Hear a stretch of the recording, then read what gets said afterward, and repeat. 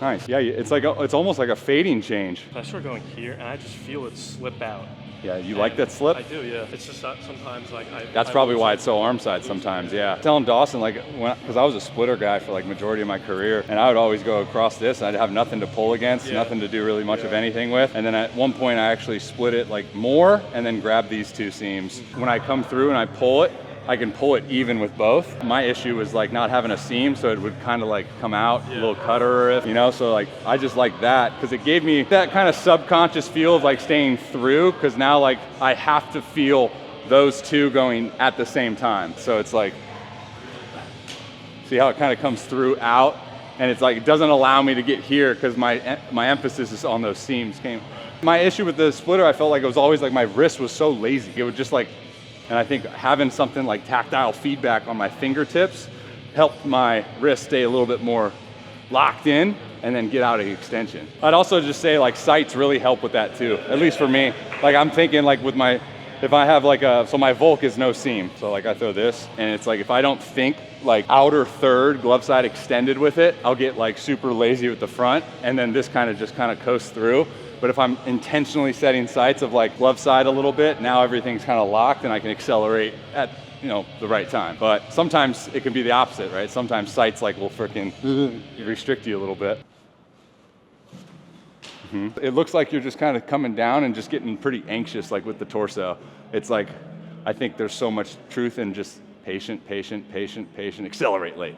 And it's so easier said than done, obviously. I'll try that split again. You're freaking 100% with it though. That's nuts.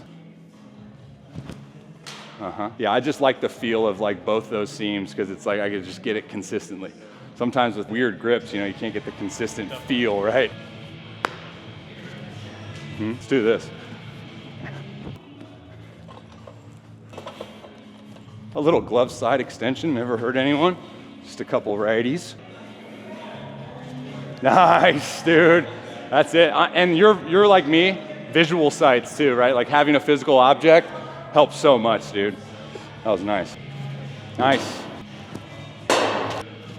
Frickin' A, corn dogs, Jackie. I was just so confused. I thought you were just throwing splits, dude. I was like, bro, how'd you get the movement on that? Right now, fastball, slider, splitter. Yeah. And I'm trying to add something. I've always kind of messed around with this. And it's obviously, it's like way slower. Reliever or starter? Starter. I don't know if I should like let it be slow and just drop it in and show something different. My biggest thing with that, dude, especially early on, man, is like there's so much feel to like a curve, slow curve, right? The thing you can't do is like be hesitant with it, right? Because then like your body, your movements, your mechanics kind of get compromised, right? Like I'd say stay aggressive with everything and then just like set your sights on what you want to do with like the pitch. It's probably going to be an early in the count breaking ball, just the speed difference, just to kind of show them you have it. And then you're probably going to stick to your, you know, your guns. I would say the middle, it's probably going to break like, what, this? Or is it? No, it's like there. Yeah, throw another one so I can see it. Because that's how I am too. It's like not a 12-6, dude. Like I wish it was, but it's not. Yeah, and then those happen. Here, get another one. Trust me, dude, I'm the same way, bro. I was like, I wanted a curveball my entire career. It was never good. But then like I have such high expectations. Like I was like, I want it so bad, and it just throws everything off. Honestly, my trick is like low expectations. Like don't expect much, dude. Just like you're playing wiffle ball in the backyard with your buddies and you're trying to land like an ethos or something, you know? Like let your athleticism take over and it knows how to repeat. Yeah, because now like what's cool too, and don't let this get in your head about the expectations of the pitch too. But like you mess around, get a good cue, whether it's like low expectations or just kind of flip it in there, whatever. Bro, that's a pretty decent breaking ball with a lot of deviation off your other breaking ball too. You can mess around, get to a point where like you're throwing that and then pairing it with your best breaking ball. Now you're a problem. The hard part is like you're good with it when you're not expecting much out of it. My issue in my career is like once I do once, I'd be like, oh, this one's gonna be even nastier. You know, and it'd be freaking, you know, in the third row. So it's like stay with that sweet spot. But yeah, I would say you can mess around if you have a good feel for it. I'll throw that nasty curveball then. You're out. Especially as a starter, bro. If you get an arsenal where it's like, yeah, his breaking ball is not his best pitch, it's a pitch that makes his other pitches more effective. That's the reality of it, dude. That's setting yourself up for success. Are you feeling good, dude? Because I'll play catch with you. Keep that same intent. So it's probably what, 75? Try to go 70, 73, 74 with it, and almost just think like I'm just gonna land it.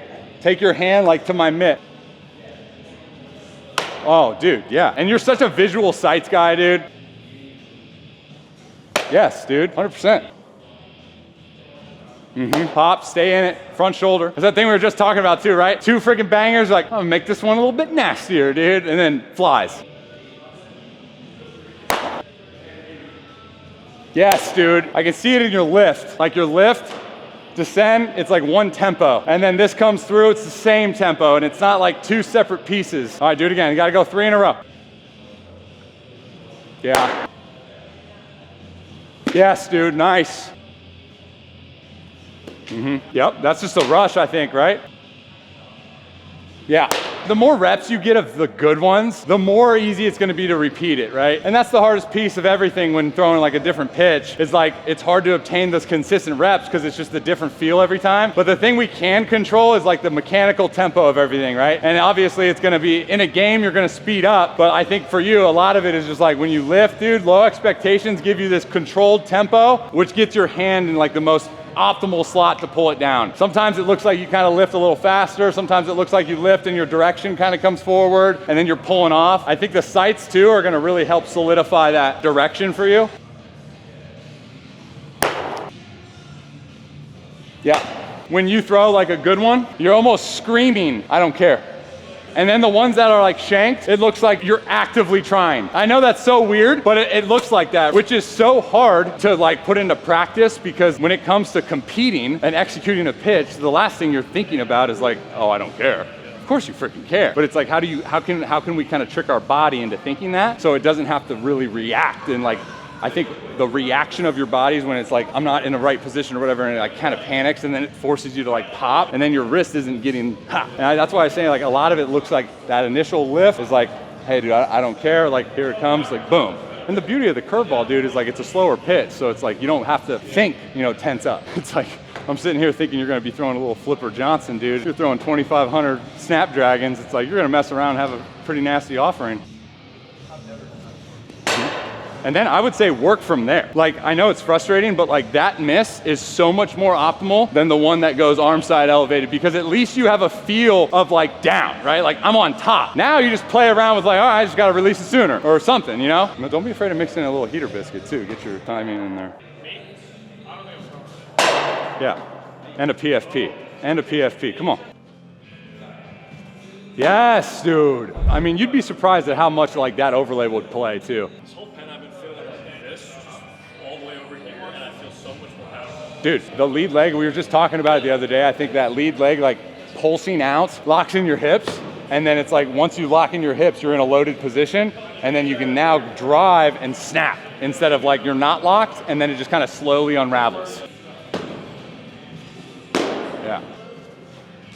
Dude, that will F some dudes up though. Think about it like not so much striker ball, bad or good. Think about it like, can that pitch influence the sequence? And like if you throw a freaking banger or a curveball that goes up there and the hitter has to track it and he has to go like this, like now he's more susceptible to swinging at your elevated fastball. I think that plays a lot, dude, is like if we can kind of regulate and control the misses a little bit. That's why I said I like that miss one time when you freaking shanked it, because it's like, frick, dude, that opens up like, oh, he has the ability to throw a curveball in the dirt. Like now he's got to, now you freaking sneak a fastball by him, like stuff like that. It plays a role, and it should give you that little peace of mind, that little bit more confidence as you sequence, right?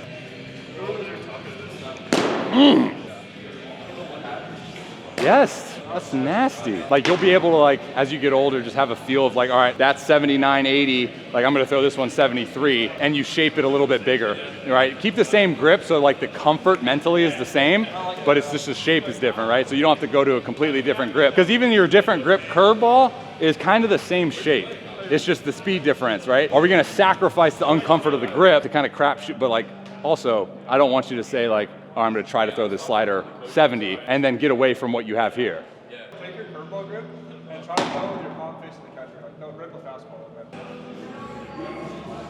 Oh, Snapdragon. That's also almost like a slider. I think you're in a really good spot though with like just because like, I think in a game, you're also gonna get after it a little bit more, and it'll be really interesting to see like where those things are in a game. Like if you have scrimmages and stuff and you can get like your scouting report afterwards, then you can kind of reevaluate some things like with your hand. Because dude, you can get into a game and your slider could be like 82, 83, and your curveball could be like what your slider is right now. And it's just like, it's one of those things where maybe we just have to do something like throw the palm or the back of the palm at the hitter just to make sure you're staying in supination. I would say the ones that you got good with your curveball, like the ones you were throwing to me, like that's all you need, really. You have 4 pitches right there that I would say all complement each other.